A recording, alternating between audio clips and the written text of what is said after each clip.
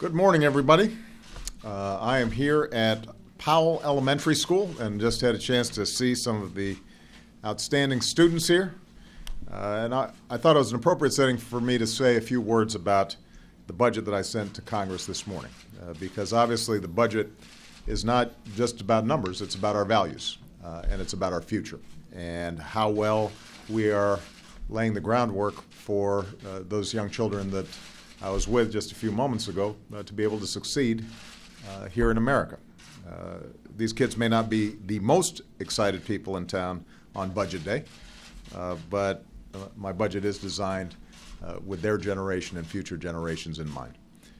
In my State of the Union address, I laid out an agenda to restore opportunity for all people, to uphold the principle that no matter who you are, no matter where you started, you can make it if you try here in America. This opportunity agenda is built on 4 parts. More good jobs at good wages, making sure that we're training workers with the skills they need to get those good jobs, guaranteeing every child access to a world-class education, and making sure that our economy is one in which hard work is rewarded. The budget I sent Congress this morning lays out how we'll implement this agenda in a balanced and responsible way.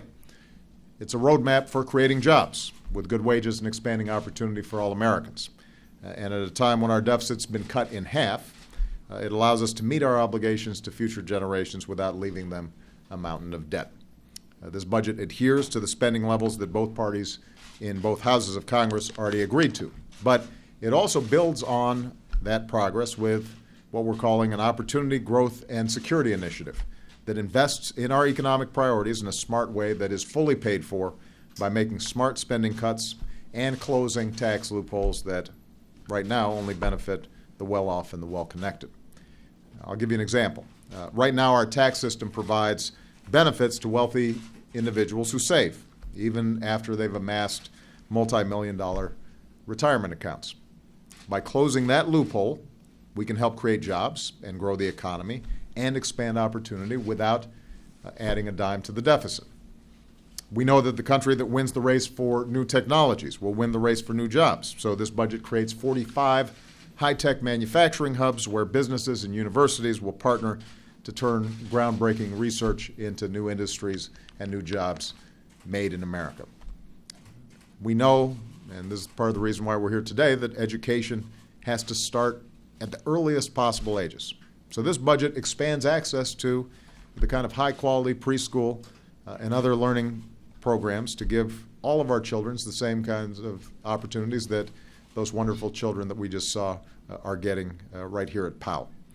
We know that while not all of today's good jobs are going to require a 4-year college degree, more and more of them are going to require some form of higher education or specialized training. So this budget expands apprenticeships to connect more ready-to-work Americans with ready-to-be-filled jobs.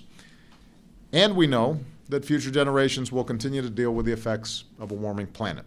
So this budget proposes a smarter way to address the costs of wildfires. And it includes over $1 billion in new funding for new technologies to help communities prepare for a changing climate today and set up incentives to build smarter and more resilient infrastructure. We also know that the most effective and historically bipartisan ways to reduce poverty and help hardworking families pull themselves up is the Earned Income Tax Credit.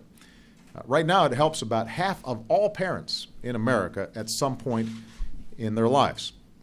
This budget gives millions more workers the opportunity to take advantage of the tax credit. And it pays for it by closing loopholes like the ones that let wealthy individuals classify themselves as a small business to avoid paying their fair share of taxes. This budget will also continue to put our fiscal house in order over the long term, not by putting the burden on folks who can least afford it, but by reforming our tax code and our immigration system and building on the progress that we've made to reduce health care costs under the Affordable Care Act. And it puts our debt on a downward path as a share of our total economy, which independent experts have set as a critical target for fiscal responsibility. As I said at the outset, our budget is about choices. It's about our values. As a country, we've got to make a decision if we're going to protect tax breaks for the wealthiest Americans or if we're going to make smart investments necessary to create jobs and grow our economy and expand opportunity for every American. At a time when our deficits are falling at the fastest rate in 60 years, we've got to decide if we're going to keep squeezing the middle class or if we're going to continue to reduce the deficits responsibly while taking steps to grow and strengthen the middle class. The American people have made clear time and again which approach they prefer. That's the approach that my budget offers. That's why I'm going to fight for it this year and in the years to come as president. Thank you very much, everybody.